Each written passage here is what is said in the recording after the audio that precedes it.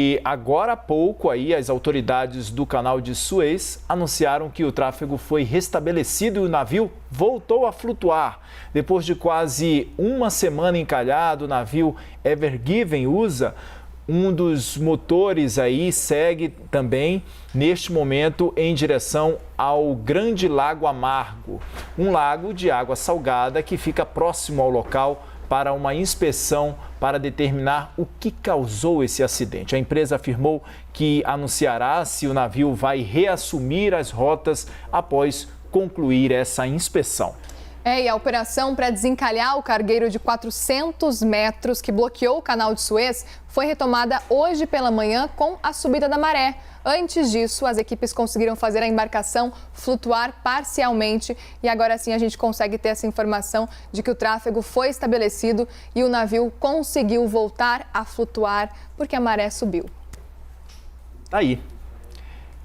E olha, cerca de 370 embarcações aguardavam a liberação do canal de Suez para seguir viagem também. Muitos dos navios transportam produtos sensíveis, incluindo animais vivos.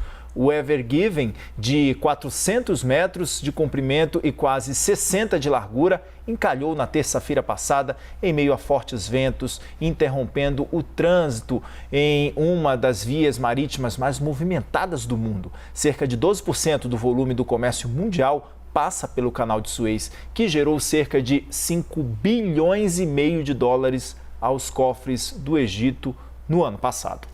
E André Jancados já está aqui com a gente. André, bom dia, boa tarde agora para você, meio-dia. Vamos entender qual é o impacto desse navio encalhado. Para o nosso bolso também impacta ou não? Porque tem um impacto na economia, né? Tudo impacta, Muriel. Afinal, a gente está numa economia globalizada. Então, o que acontece lá no Egito também impacta diretamente aqui no Brasil. Como eu disse, está no começo do live, só esses 6 dias que ele ficou encalhado custou para empresas, enfim, todo mundo que está envolvido de alguma maneira com isso, 300 bilhões de reais. Então, muitas das cargas ficaram ali paradas, então muitas entregas não foram feitas. Mas aí a gente fez aqui um esquema para apresentar assim, como é o impacto direto, como que isso acontece aqui no nosso bolso, o que muda.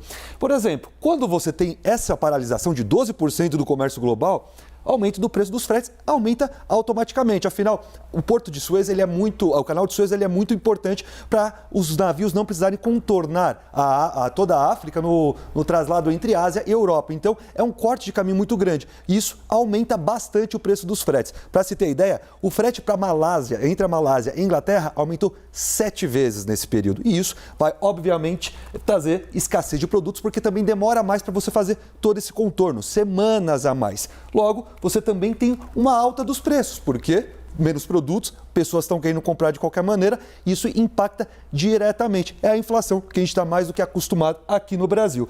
Consequentemente, como que isso pode trazer efeitos mais de longo prazo? Aumento dos juros. Então, por exemplo, lá nos Estados Unidos, há alguma preocupações a respeito do aumento da inflação por lá. Se isso, por exemplo, impactar diretamente o preço, por exemplo, de ativos importantes, de produtos importantes, pode ser que o Banco Central fosse lá e aumentasse ainda mais os juros. Isso impactaria a economia de todo o mundo. Para a gente ter uma ideia de qual produto que subiu, só nesses 6 dias que o barco ficou lá, o navio ficou lá preso em Suez, o petróleo subiu 9%. Então, o preço do barril de petróleo subiu 9%. Consequentemente, a gente pode ter, por causa disso, aumentos da gasolina. E aí, para completar, retração da atividade econômica. Quando a gente tem aumento dos juros, geralmente fica mais caro para você ter crédito, para as empresas investirem, consequentemente, menos crescimento econômico no mundo inteiro. Como eu disse, Muriel e Kenzo, a gente está numa economia globalizada.